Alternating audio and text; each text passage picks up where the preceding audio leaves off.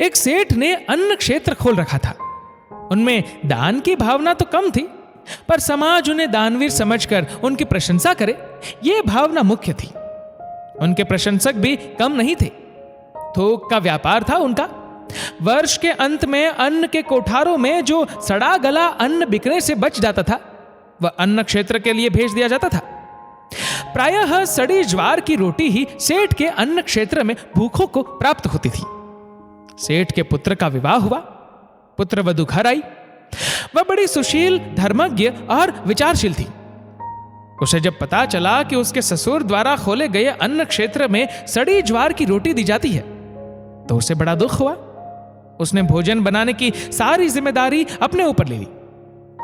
पहले दिन उसने अन्न क्षेत्र से सड़ी ज्वार का आटा मंगवाकर एक रोटी बनाई, और सेठ जब भोजन करने बैठे तो उनकी थाली में भोजन के साथ वह रोटी भी परोस दी।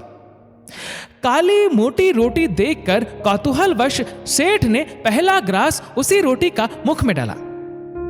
ग्रास मुंह में जाते ही वे थू थू करने लगे और थूकते हुए बोले, बेटी, घर में आटा तो बहुत है, ये तूने रोटी बनाने के लिए सड़ी ज्वार का आटा कहां से मंगाया?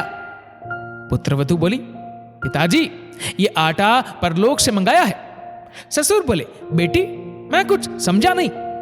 पिताजी, जो दान पुण्य हमने पिछले जन्म में किया, वही कमाई अब खा रहे हैं, और जो हम इस जन्म में करेंगे वही हमें परलोक में मिलेगा। हमारे अन्न क्षेत्र में इसी आटे की रोटी गरीबों को दी जाती है।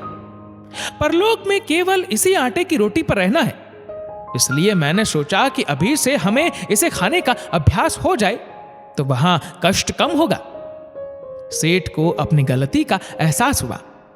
उन्होंने अपने पुत्र वधू से क्षमा मांगी और अन्न क्षेत्र का सड़ा आटा उसी दिन फेंकवा दिया। तब से अन्न क्षेत्र से गरीबों, भूखों को अच्छे आटे की रोटी मिलने लगी। आप दान तो करो, लेकिन दान ऐसा हो कि जिससे दूसरे का मंगल ही मंगल हो। जितना आप मंगल की भावना से दान करते हो, उतना दान लेने वाले का भला होता ही है। साथ ही में आपका भी इस लोक और परलोक सुधर जाता है। दान करते समय यह भावना नहीं होनी चाहिए कि लोग मेरी प्रशंसा करें, वाहवाही करें। दान इतना गुप्त हो कि देते समय आपके दूसरे हाथ को भी पता न चले। रहीम एक नवाब थे। वे प्रतिदिन दान किया करते थे। उनका दान देने का ढंग अनोखा था।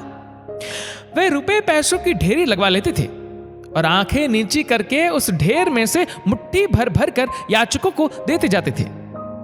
एक दिन संत तुलसीदास जी भी वहां उपस्थित थे। उन्होंने देखा कि एक याचक 2-3 बार ले चुका है, परंतु रहीम फिर भी उसे दे रहे हैं। यह दृश्य देखकर तुलसीदास जी ने पूछा, सीखे कहां नवाब जू देनी ऐसी देन, जो जो कर ऊंचे चढ़े त्यों त्यों नीचे नैन। तब रहीम ने बड़ी नम्रता से उत्तर दिया, देने हारा और है जो देता दिन रैन, लोग भ्रम हम पे करे या विधि नीचे नैन। असल में दाता तो कोई दूसरा है जो दिन रात दे रहा है। हम पर व्यर्थ ही भ्रम होता है कि हम दाता है, इसीलिए आंखें झुक जाती है। कितनी ऊंची दृष्टि है, कितना पवित्र दान है। दान श्रद्धा, प्रेम, सहानुभूति एवं नम्रता पूर्वक दो। कूद कर, जल कर, खींच कर मत दो। अहम सजाने की गलती नहीं करो। अहम को विसर्जित करके विशेष नम्रता से सामने वाले की अंतरात्मा का आशीष पाओ। दोस्तों, इस वीडियो को लेकर आपकी क्या राय है, नीचे कमेंट करके जरूर बताएगा। और अगर आपको वीडियो अच्छा लगा हो तो इस वीडियो को लाइक करेगा, शेयर करेगा ज्यादा से ज्यादा लोगों तक, और ऐसे ही और भी स्पिरिचुअल वीडियोस के लिए सब्सक्राइब करें हमारे यूट्यूब चैनल को और फेसबुक पर फॉलो करें हमारे पेज को। धन्यवाद।